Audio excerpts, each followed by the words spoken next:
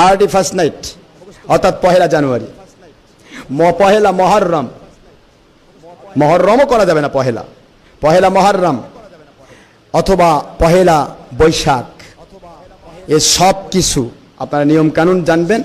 সমস্ত নিয়মগুলি হচ্ছে ইহুদি, নাসারা, মুশরিকিন এবং মাজুসীদের আমল। যেরকম নাউজুবিল্লাহ, এটা হিন্দুরা করে, হিন্দু ভাইরা করে, সেটা তাদের তরিকা, তাদের ধর্ম অনুসারে তারা করে, সেটা তাদের ব্যাপার। এই কথা বুঝতেছেন তো? যার ধর্মে সে করে। খ্রিস্টানরা 31st নাইট পালন করে, তারা যিশু খ্রিস্টকে ভালোবাসতে গিয়ে তারা 31st নাইট পালন করে। পহেলা জানুয়ারি আসতেছে, আমাদের ভালোবাসা করে, এটা খ্রিস্টানদের কাজ, তারা করে। হিন্দুরা করে, মুশরিকরা করে, মাজুসিরা করে। পহেলা নওরোজ যেটাকে বলা হয়, নওরোজ, তাফসির আহমদি হযরত ইমাম তরিকত শরিয়ত হযরত মাইনুদ্দিন চিশতি আজমেরি সঞ্জরি রহমতুল্লাহ আলাই, যিনি যার চেহারা মুবারকের দিকে তাকিয়ে 90 লক্ষ হিন্দু, মতান্তরে 1 কোটি হিন্দু কলেমা পড়ে মুসলমান হয়ে গিয়েছিলেন। ইন্তেকালের পরে দীর্ঘ সময় জমিনের মধ্যে রাখা হলো। হাজার হাজার লাখ লাখ মানুষ দৌড়ে আসে, ও বাবারা তাড়াতাড়ি করে তাকে দাফন করবেন না, চেহারার দিকে তাকালে এখান থেকে যেতে মন চায় না। আল্লাহর ওলিকে একটু দেখে নিই বাবা। কিছুক্ষণ পরে দেখা গেল একবার নয়, দুইবার নয়, একজন নয়, দুইজন নয়, শত শত মানুষ দেখেছে, শত শত মানুষ প্রমাণ করেছে। উনি ইন্তেকালের পরে ওনার মাথার কপালের উপরে নূরানি সোনালী অক্ষরে লিখিত হয়েছে, হাদা হাবিবুল্লাহ মাতা ফি হুব্বিল্লাহ। ইনি আল্লাহর বন্ধু, আল্লাহ পাকের প্রেমেই তিনি দুনিয়া থেকে বিশাল শরীফ লাভ করেছে। ইন্তেকাল, ট্রান্সফার হয়েছেন আল্লাহর মহব্বতের মধ্য দিয়ে। সেই ইমামত তরিকত শরিয়ত হযরত মাইনুদ্দিন চিশতি আজমেরি সঞ্জরি রহমতুল্লাহ আলাইহি লেখেন তার কিতাবে, হযরত আবু হানিফা রহমতুল্লাহ লেখেন তার কিতাবে, সমস্ত হক্কানি ওলিয়া উলিয়া তাদের কিতাবে লেখেন মান তাশাব্বাহা বিকওমিন ফাহুয়া মিনহুম।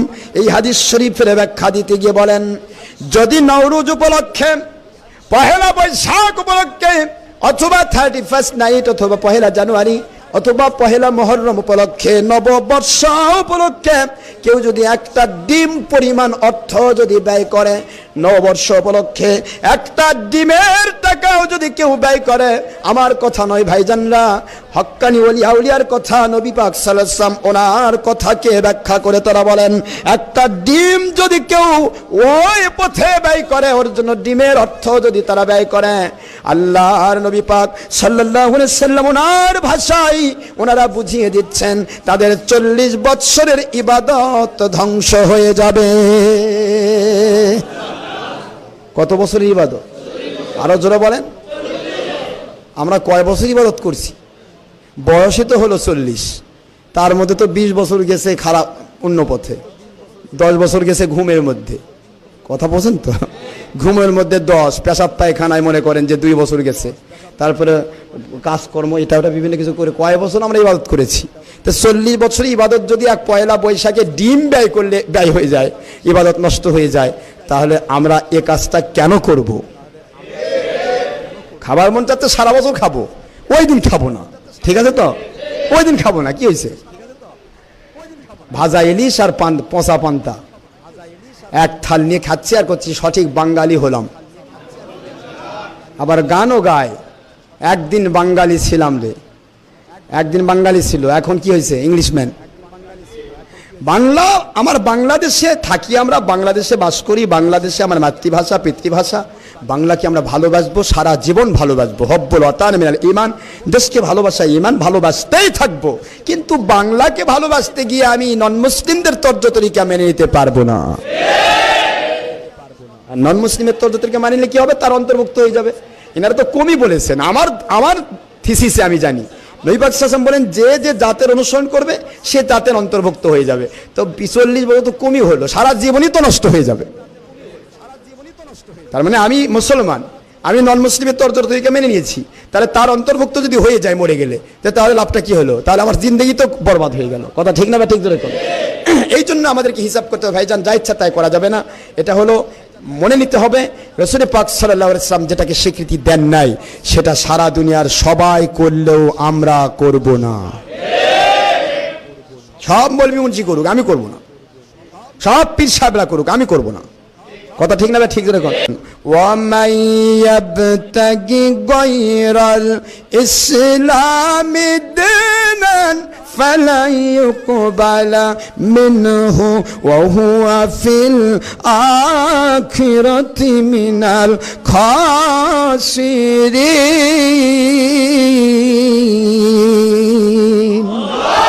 পবিত্র কোরআন শরীফ 3 নম্বর সূরা 3 নম্বর পারা সূরাতুল আলে ইমরান আয়াত শরীফ নম্বর 85 আল্লাহ পাক বললেন, তোমরা আমার নিয়ম, আমার নবীজি পাক সাল্লাল্লাহু আলাইহি সাল্লাম ওনার নিয়ম কানুনকে বাদ দিয়া কোন বাতিল মত পথের নিয়ম যদি মেনে নাও, শুনে নাও, এটা দুনিয়াতে আমি আল্লাহ পাক কবুল করব না, যতই চাকচিক্যপূর্ণ হোক না কেন।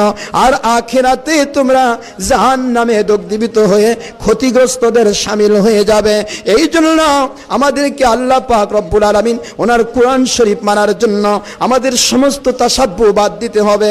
ভ্যালেন্টাইন ডে করতে পারবো না আমরা, 31st নাইট করতে পারবো না, কোনো খেলাধুলার জন্য বাজি মারতে পারবো না, কোনো ক্ষেত্রে কোনো মানুষ কোনো বাতিল ফেরকার কোনো মত পথ আমরা মেনে নিতে পারবো না।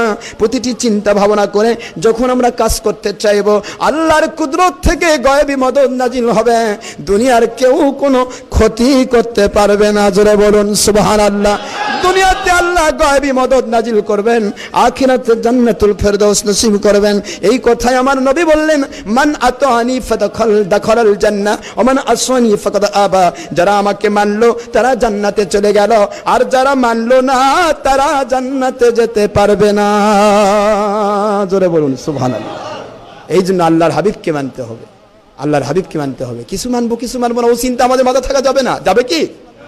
أفتؤمنون ببعض الكتاب وتكفرون ببعض فما جزاء من يفعل ذلك منكم إلا خزي في الحياة الدنيا ويوم القيامة يردون إلى أشد العذاب وما الله بغافل عما